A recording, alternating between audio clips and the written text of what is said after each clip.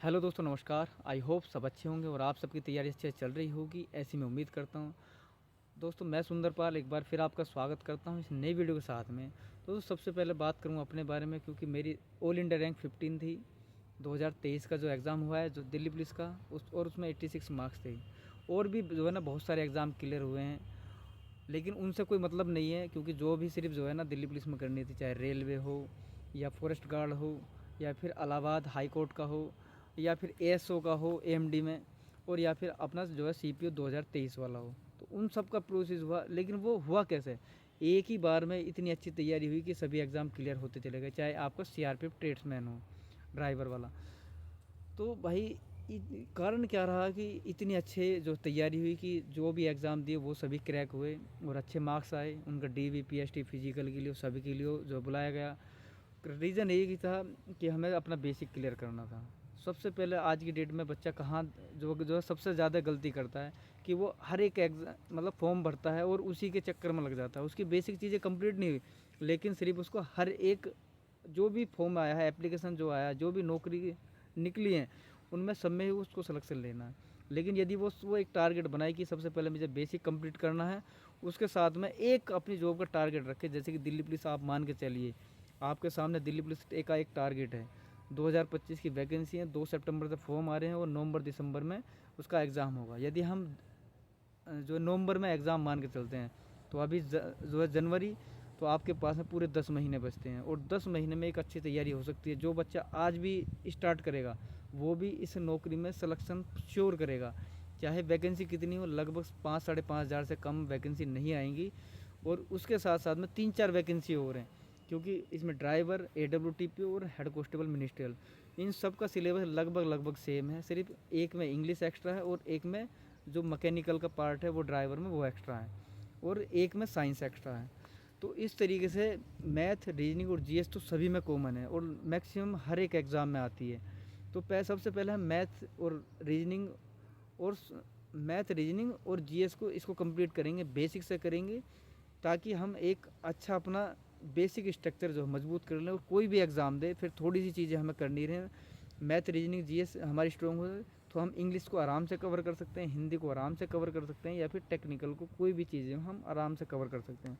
तो भाई हमारे सामने है जो है 3-4 यूट्यूब चैनल, जिनके एक अच्छी खासी जो फैकल्टी है और अच्छे टीचर्स हैं, जैसे कि RWA, एग्ज़ामपुर, या फिर PW यानी फिजिक्स वाला, और जो है कैरविल ऐप।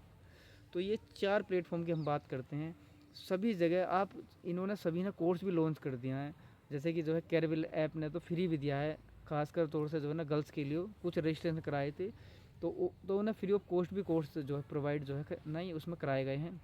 और यूट्यूब पे इन सबका फ्री ऑफ कॉस्ट जो है कोर्स जो है ना वो लॉन्च कर रहे हैं। एक तो अपना पेड कोर्स है, उसके साथ साथ में ये फ्री ऑफ कॉस्ट भी है, जिसपे मैथ, रीजनिंग और जीएस पूरा सिलेबस कंप्लीट कराएंगे। लेकिन क्या होता है कि जब बच्चा किसी में पेड कोर्स का जो है ना ख़रीद लेता है, तो वो उसकी खुद की उसमें इंटरेस्ट बन जाता है। ऐसा नहीं है 500-700 रुपये के कोर्स होते हैं, लेकिन उसी के साथ साथ में कुछ बच्चे ऐसे भी होते हैं तो जो उसको भी अफोर्ड नहीं कर सकते, तो उसी के साथ में उनके लिए फ्री ऑफ कॉस्ट भी है यूट्यूब पर। लेकिन उन्हें खुद को उसमें मेहनत करनी पड़ेगी, क्योंकि जो बच्चा पैसे देगा तो वो उसको पढ़ेगा। वो सोचेगा कि मैंने इसको जो है कोर्स लिया है, पेड करा है, तो मैं इसकी सारी क्लास लूँ, तो वो उसी के साथ साथ में उसकी एक तैयारी बेस्ट होती चली जाएगी। और जो यूट्यूब पे भी कंटेंट वैसा ही है, लेकिन वो बच्चे के ऊपर निर्भर करता है। वो आज कहीं देख रहा है, कल को जो है किसी और को देखेगा। यदि उसने एक जगह मन बना लिया है, और मेन चीज़ है कि जिस भी टीचर से आपकी टोन मैच करती हो, जिसकी आपकी लैंग्वेज समझ में आती हो, उससे आप पढ़िए। चाहे एग्ज़ामपुर हो या फिर RWA हो या फिर फिजिक्स वाला हो या फिर जो है कैरविल ऐप हो, तो सभी प्लेटफॉर्म अच्छे हैं। कुछ टीचर मैथ के स्पेशल हैं, कुछ जो है ना रीजनिंग के स्पेशल हैं, कुछ जीएस के स्पेशल हैं। तो बहुत सारे ऐसे टीचर्स भी हैं जो कि एक अच्छा एक स्रोत हैं एक जानकारी के, और प्लस आपके पास में बुक तो है ही। तो आपको बुक ज़रूर रखनी है, चाहे आप किसी का कोर्स लें या ना लें, बुक कंपलसरी है। यदि बुक नहीं है और आपने कोर्स ले लिया, तो भी मैं नहीं मानता कि आपका सिलेक्शन श्योर है।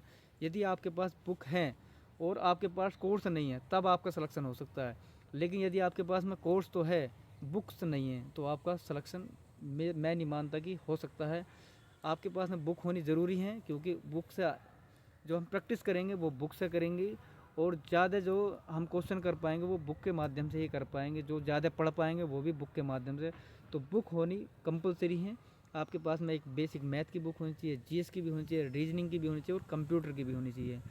तो यदि आप अलग अलग भी पढ़ सकते हैं, जैसे मैथ किसी पे अच्छा पढ़ाता है, मैथ मान लिया जो है ना राकेश यादव सर अच्छा पढ़ाते हैं, तो जीएस नवीन सर अच्छे पढ़ाते हैं, रीजनिंग आरडब्ल्यू वाले जो है ना और अच्छा पढ़ाते हैं, या जो फिजिक्स वाला भी अच्छा पढ़ाते हैं, और कंप्यूटर एग्ज़ाम पूरे पढ़ाते हैं। तो आप फ्री ऑफ कॉस्ट इन ये टीचर ऐसे हैं, ये प्लेटफॉर्म ऐसे हैं जहां आपको एक अच्छा माध्यम मिलेगा सीखने का और एक जो है गाइडेंस का।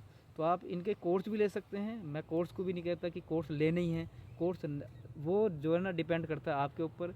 यदि आप लेने के लिए सक्षम है तो आप ले सकते हैं, यदि आप सक्षम नहीं है तो यूट्यूब पे इतनी भरमार है और इन्होंने इतना कंटेंट जो है पढ़ाया हुआ है, कई कई किताबें कई कई बार जो है कंप्लीट कर रखी है, मैथ पूरे पूरे कई बार जो है ना वीडियो डली हुई हैं, और रीजनिंग भी ऐसे ही है, और जीएस की तो कंटिन्यू वीडियो चलती ही रहती है, और प्लस आपके पास में बुक भी होगी। कंप्यूटर भी ऐसे ही है, तो आप करने को कर सकते हैं। मैंने खुद ने कहीं किया है, आज तक कोई कोर्स नहीं लिया, लेकिन मैंने इन्हीं का सहारा लिया है। जैसे आरडब्ल्यू से ही पढ़ा, एग्जामपुर से ही पढ़ा हूँ, और जो है फिजिक्स वाला से ही पढ़ा हूँ, और जो है ना कैरिबल ऐप से ही पढ़ा हूँ, अभी ने मैथ से ही पढ़ा हूँ। मतलब जगह जगह पढ़ता रहता था। जो चैप्टर मान लिया इन जो है ना जो भी गुरुजी हैं हमारे उनसे समझ में आया तो दूसरे जो है ना दूसरा प्लेटफॉर्म देखा उनसे समझ में आया तो उनसे पढ़ लिया। तो इस तरीके से मैंने पढ़ा। तो भाई आप भी आराम से पढ़ सकते हो, लेकिन आपके सामने जो टारगेट है ना वो एक महत्वपूर्ण है, क्योंकि एसएससी ने सबसे बढ़िया ये करा है कि एक साल पहले आपको कम से कम टारगेट दे दिया कि आपका एग्ज़ाम फला डेट में होना है।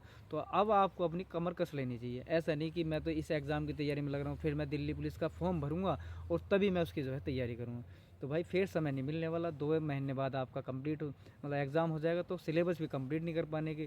तो इससे अच्छा है कि आप या तो बेसिक अभी से स्टार्ट करना कर दो कि बेसिक मुझे मैथ भी कंप्लीट करना है, रीजनिंग भी और जीएस भी, ताकि मैं 3-3 4-4 बार अपना 3 बार तो एटलीस्ट इस कोर्स को पूरा कंप्लीट कर पाऊँ। 3 बार मेरी मैथ की बुक हो जानी चाहिए, 3 बार रीजनिंग की, और 3 बार एक जो बेसिक बुक है यानी कि लूसेंट या फिर कोई भी बुक जो कि लगभग 3 बार उसे पढ़ देनी है आपको। और कंप्यूटर भी ऐसी है, लगभग 3 बार पढ़ देना है। जीएस में ऐसा नहीं है कि सिर्फ जो है ना लूसेंट लूसेंट है, उसमें स्टेटिक्स जी का भी महत्वपूर्ण जो है ना योगदान है, तो वो भी पढ़नी है साथ के साथ में। और जो है ना से और उसके साथ साथ में आपको करंट भी करना है। और करंट अभी आप मंथली वाइज करिए, एक मंथ की एक जो वीडियो है वो देख लीजिए, उसके नोट्स बना लीजिए, उसको रिवाइज कीजिए, या फिर मंथली मैगजीन लेकर आइए। डेली जो करंट अफेयर की एक क्लास नहीं लेनी है, जो मेरा मानना है। क्योंकि मैं तो ऐसे ही करता था, और करंट में मेरे लगभग 7-8 क्वेश्चन आराम से ठीक हो जाते हैं। यदि जो है 10 क्वेश्चन आ रहे हैं तो अपनी इस पीढ़ी की एक बुक लेकर आता था, वो लगभग 15-20 दिन पहले उसको पढ़ लेता था, यानी कि 1 महीने पहले लेकर आया, और उस लगभग उसी में से जो है पूरी करंट फंस जाती थी। तो 1 साल वाली लेके आता था, और मंथली वाइज मैं मैगजीन पढ़ता रहता था। तो भाई इसी तरीके से यदि आप भी कर सकते हैं तो डेफिनेटली आप भी जो है ना दिल्ली पुलिस का हिस्सा बनोगे। लेकिन आपको पूरी ईमानदारी के साथ मेहनत करनी होगी, और टारगेट बना कर चलना होगा कि हाँ मुझे दिल्ली पुलिस में सिलेक्शन लेना है और दिल्ली पुलिस में मुझे जाना है, तो मैं आज से अपनी कमर कस लेता हूँ। तो इसी के साथ दोस्तों जय हिंद जय भारत, धन्यवाद दोस्तों।